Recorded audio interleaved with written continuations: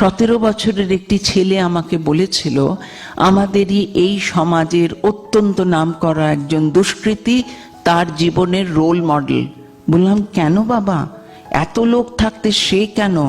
বললো, পাওয়ার পাওয়ার। বুঝলে আন্টি, তোমার থেকেও তার পাওয়ার অনেক বেশি। বললাম, হ্যাঁ, কিসের পাওয়ার?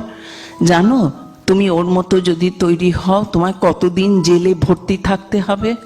বললো, আমার বাবা ইঞ্জিনিয়ার, তাতেও একটা স্কুটারে করে অফিসে যান, কোনো নামী ক্লাবের মেম্বারশিপ নেই।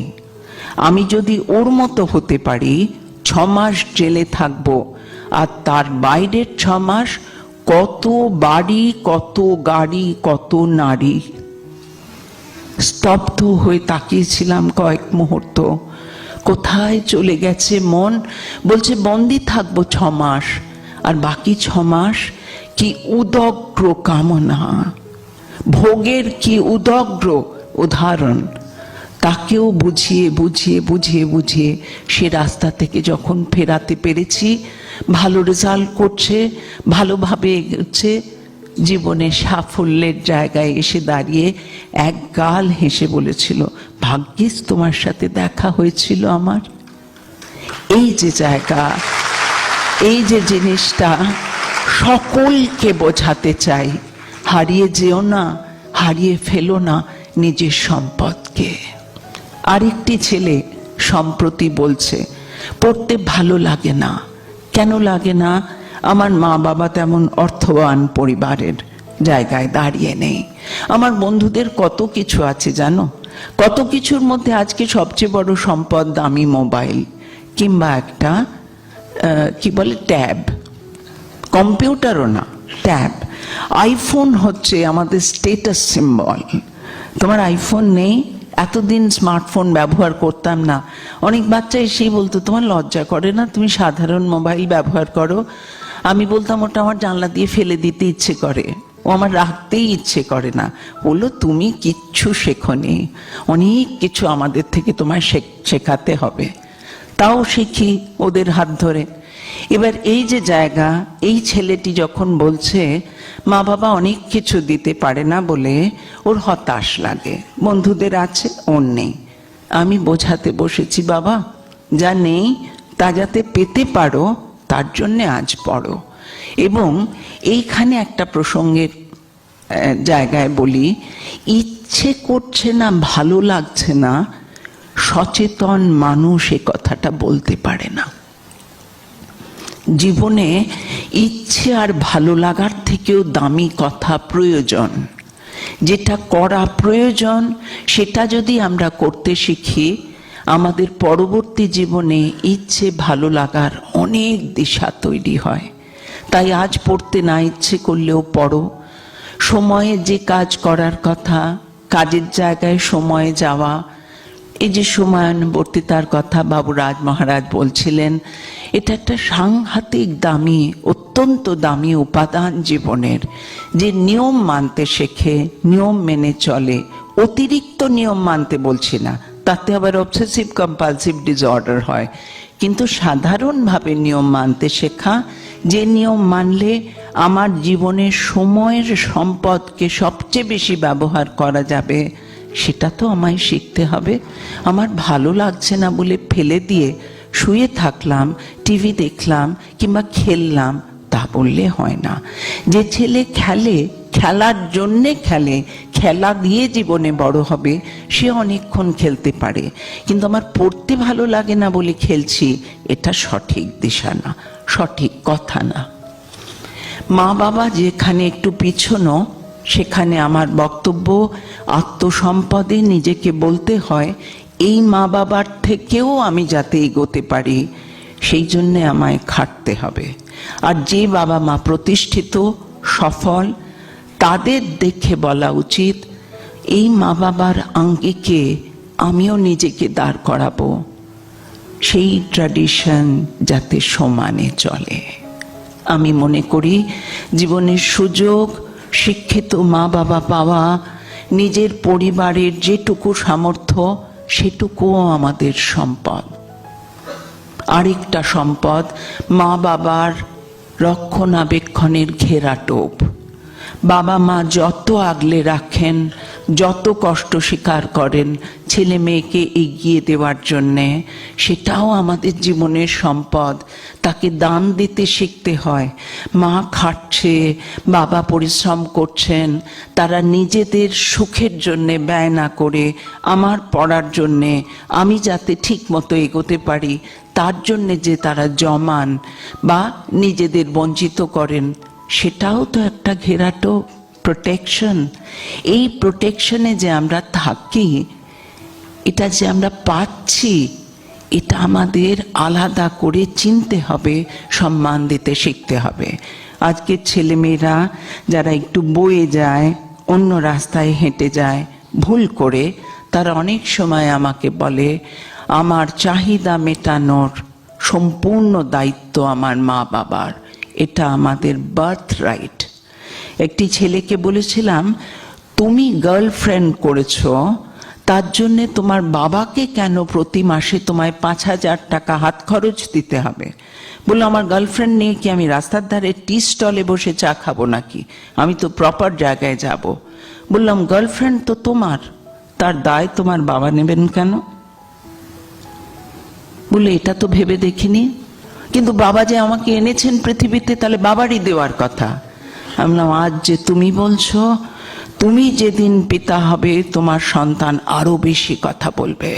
ভেবে দেখো, তুমি যা চাইছো সেটা তোমারই জোগাড় করার কথা।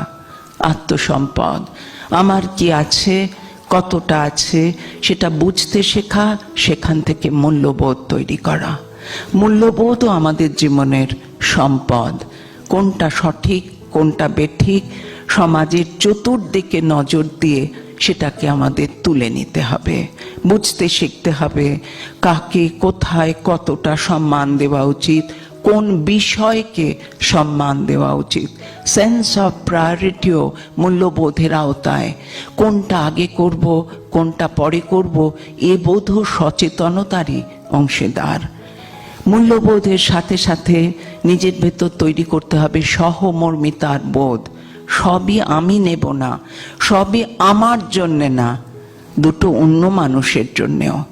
আমরা যখন বড় হয়ে রোজগার করি, আমরা কি ভেবে দেখি যে মানুষই যা রোজগার করি তা কি শুধু নিজের জন্যে হতে পারে?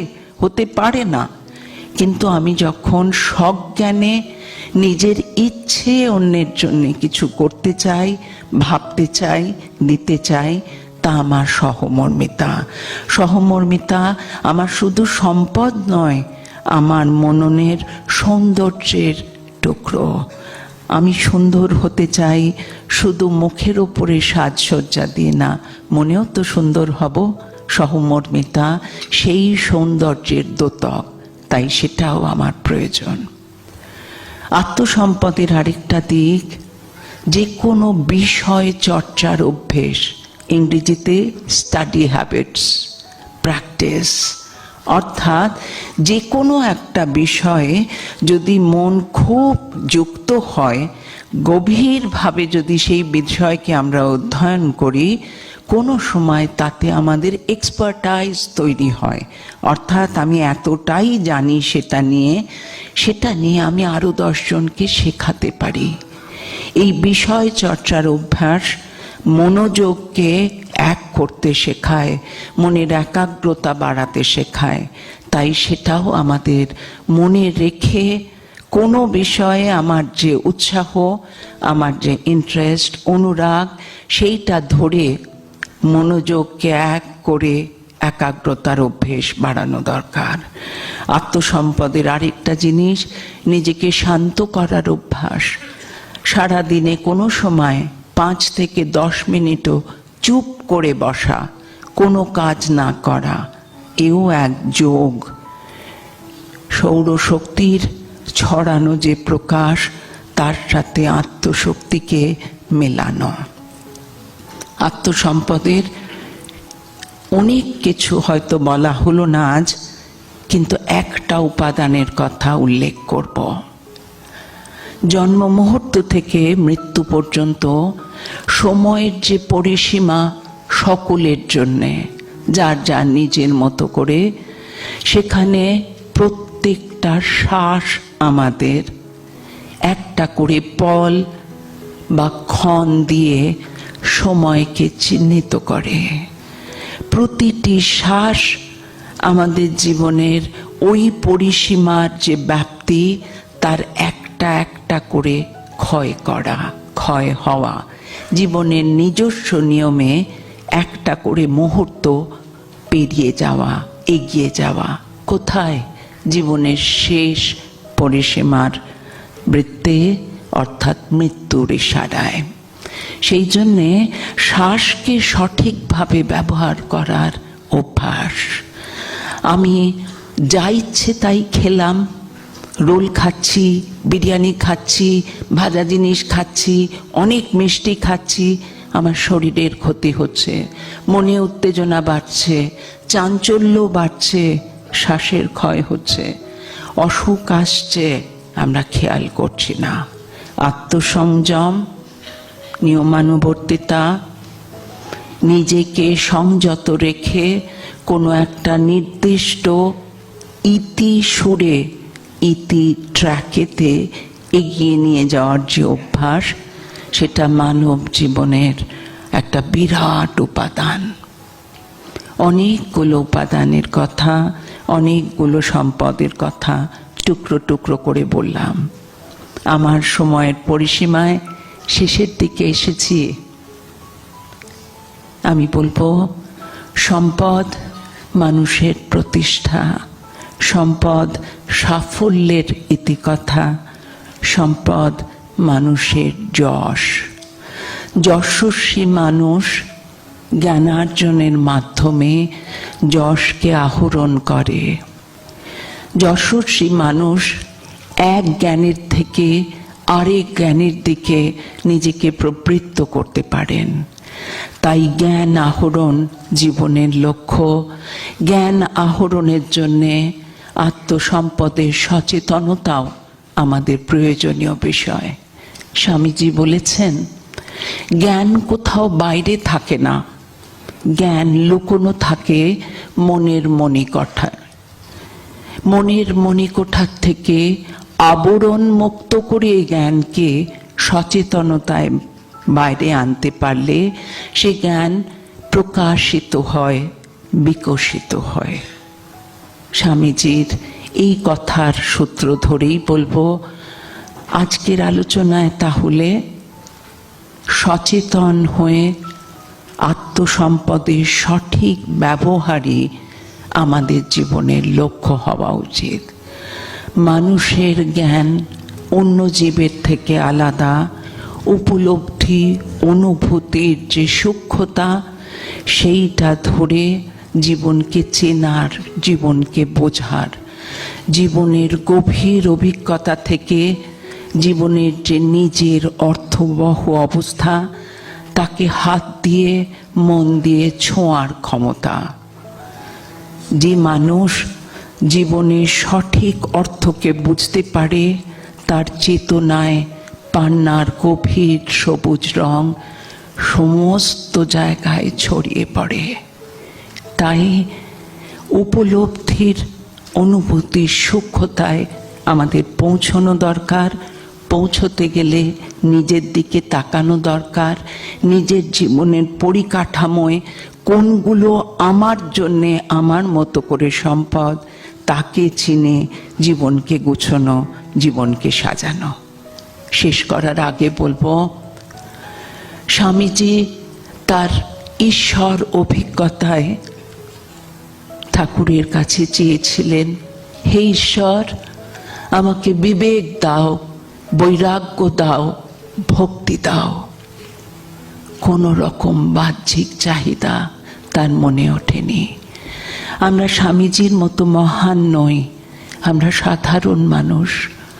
আমরা সাধারণের সাধারণত্ব স্তর থেকেই চলুন আজ সবাই মিলে শপথ নিই, আজ থেকে মন্ত্রের মতো উচ্চারণ করব, হে ঈশ্বর, আমাকে চেতনা দাও, সচেতনতার আলোয় আমায় ভরিয়ে তোলো, যাতে উপলব্ধি, অনুভূতির আকরে জীবনের অভিজ্ঞতা থেকে জীবনের আসল অর্থ আমি চিনতে পারি। জীবনের সার্থকতা সুস্থ মননের সবচেয়ে বড় দিশা যে সেখানেই। ধন্যবাদ।